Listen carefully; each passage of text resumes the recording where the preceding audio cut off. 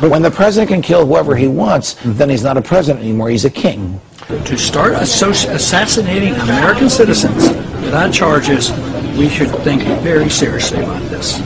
There aren't even any charges filed against him other than what the president's people have publicly said about him. Can we just say that because of what we think he said to somebody in a foreign country, he's lost his right to life and American agents can just kill him? If the American people accept this blindly and casually, that we now have an accepted practice of the president assassinating people who he thinks are bad guys, I think it's sad. I strongly object to the president institutionalizing a policy that explicitly says that he has the authority to target American citizens because he believes they're bad people.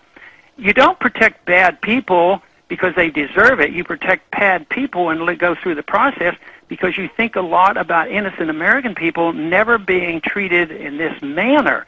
This is something that is this is major in many ways about following the rule of law.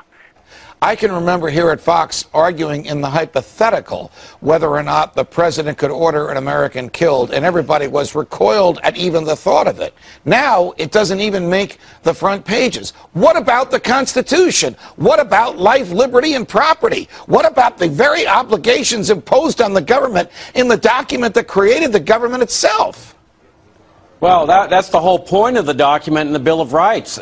Our ancestors tried to protect us against this omnipotent type of power. That was the whole idea. They said, look, the greatest threat to our freedom, the freedom of the American people, is this federal government that we're calling into existence. And to protect the people from this government, we're going to have the Bill of Rights and constitutional limitations.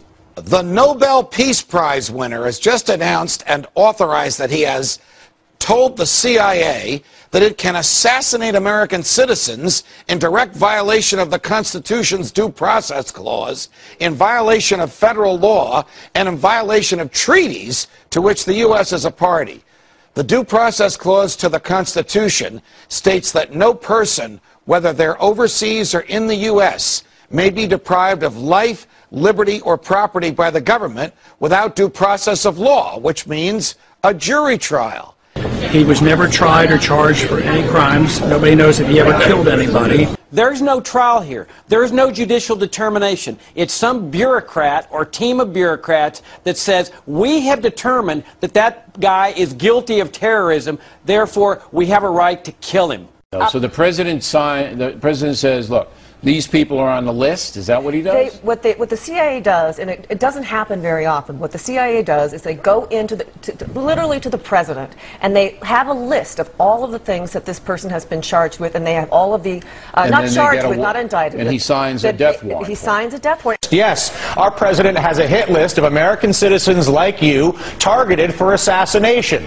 And there are indications that the list of Americans targeted for assassination is growing. Well, we all know that their definition of terrorism in every government, every dictatorial regime, inevitably starts going to the area of people who criticize what the government's doing, arguing against it, arguing against the immorality. Ultimately, they start seeing those people as the enemy, people that need to be taken out. I mean, this power is the power that the Chinese communists wield, that the Soviet communists wielded, that they wield in Burma, North Korea.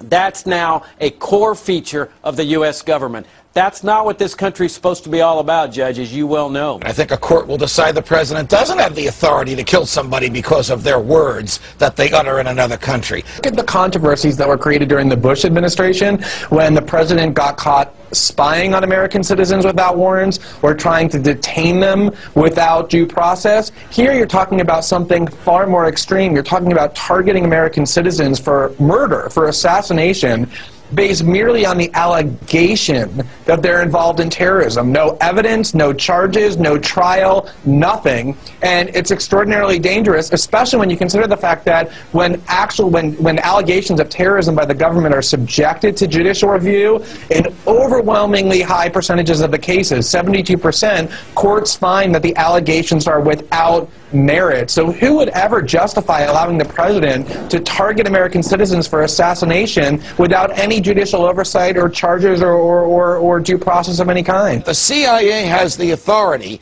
to execute without charge, without trial, without jury, without judge, without appeal, American citizens that it considers dangerous simply because they're not located in the United States. Where do they claim to get this power from? The president's battlefield powers extend everywhere, even to places where there is actually no combat whatsoever. It's not just overseas, because notice that they've always claimed that the U.S. is part of this battlefield. That means implicitly that they're saying the CIA can now assassinate any American, not only overseas, but here, as long as they label him a suspected terrorist. Well, that's probably what will come next. Or potentially calling you or me a terrorist and trying to have us killed. But I also like the rule of law, and I like our Constitution. I like the Fifth Amendment, that you don't just target people and assassinating somebody who has not been charged and you have no proof of anything. So if we want to protect American citizens from that type of justice, we have to be more cautious. This has never been done before. This announced policy was about a year and a half ago by our administration that said that American citizens can now be targeted for assassination. This is very, very dangerous. You know, who knows what the future will bring? Maybe just dissenters would be potential terrorists already. It doesn't take a whole lot to be a potential terrorist. Somebody who tried to institute sound money was charged with being a terrorist. That was one of the charges made. So I would say that we should be more cautious. This doesn't mean that we shouldn't deal with this problem and go after these people and deal with it, but just to do this casually or celebrate it, I consider that very dangerous. During the 8 years of the Bush administration, the battle was over torture, whether they had the power to torture people that they labeled as terrorists with no trial. Now Obama's taking it one step further and saying, well, we don't need to deal with torturing people anymore. We just kill them.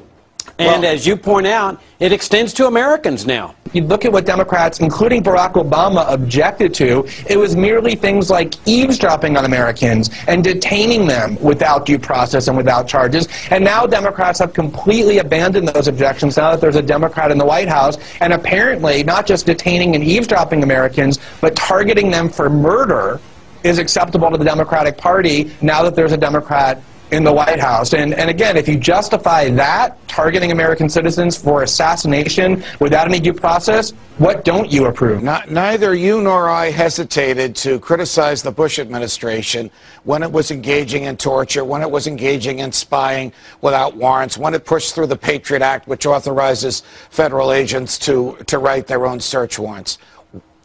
There was a huge outcry over all of those things: torture, NSA spying, self-written search warrants. Why isn't there a hue and cry in the media today over the Obama administration claiming it can summarily execute Americans that it thinks have helped terrorists in foreign countries? Not that it has proven to a jury, but that it thinks it has helped Americans, has attacked Americans in foreign countries. Well, all too often the media has become the mouthpiece for the administration, regardless of which administration is in power. I mean, and conservatives bear some of the responsibility here because they vested these powers in George W. Bush, and we libertarians kept saying, you cannot do this. You have to assume that your worst enemy is in power before you vest these powers in there. And sure enough, now Obama, who the conservatives are calling this dangerous socialist, now has all these powers that they vested in Bush. By undermining the linchpin for protecting basic human liberty, President Obama is proclaiming that the executive branch of the government of the United States of America has the explicit right and authority to murder American citizens. The extra-constitutional CIA, which has been constantly expanding its powers since World War II, has been more than happy to carry out the executive's illegal orders. The Constitution to the United States was written to restrict the power of the federal government and to assign to it very specific duties.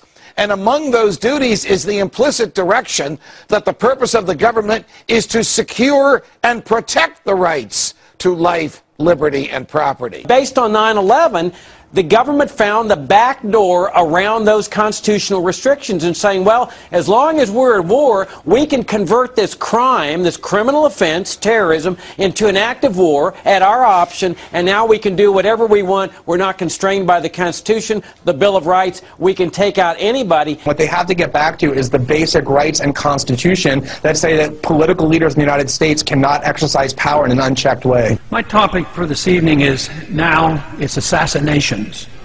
What have we allowed ourselves to become? Are we no longer a nation of laws? Have we become instead a nation of men who make secret arrests?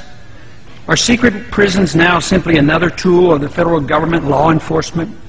Is secret rendition of individuals now permitted out of misplaced fear? Have we decided that the writ of habeas corpus is not worth defending?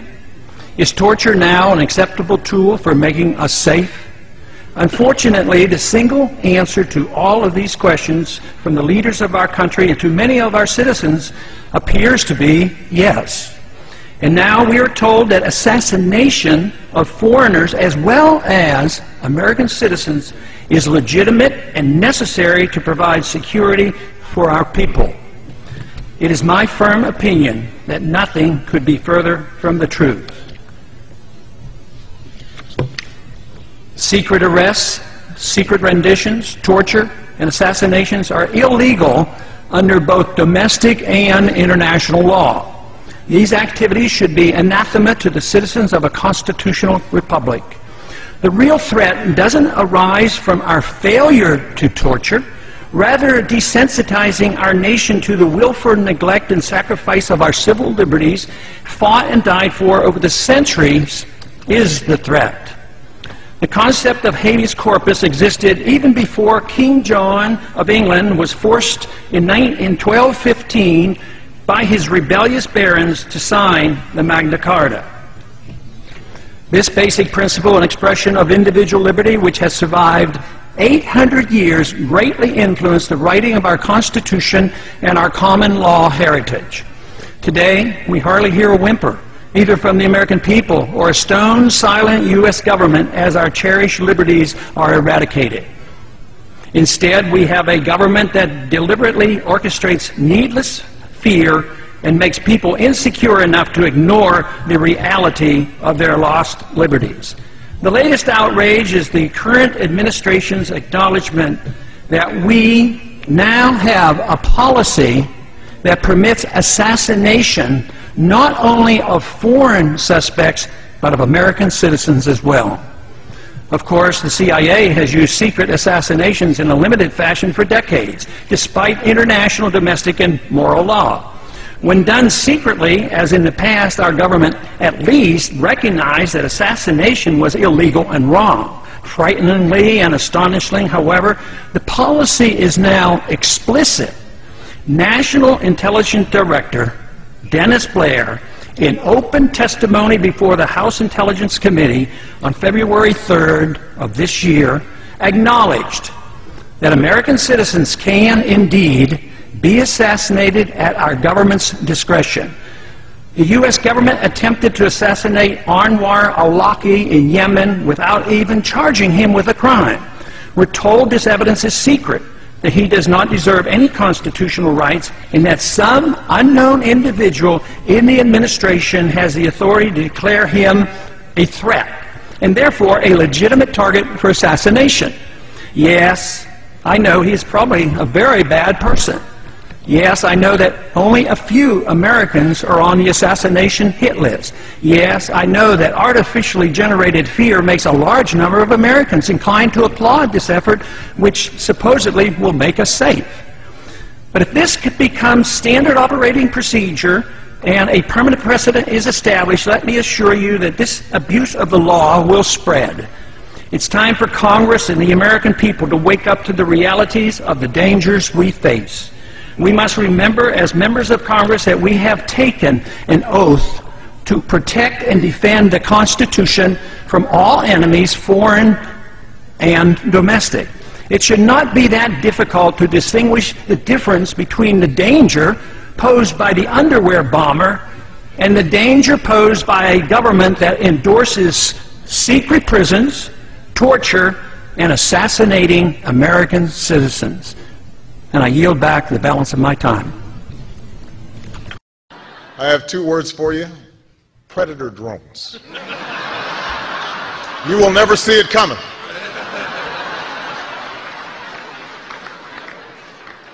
You think I'm joking?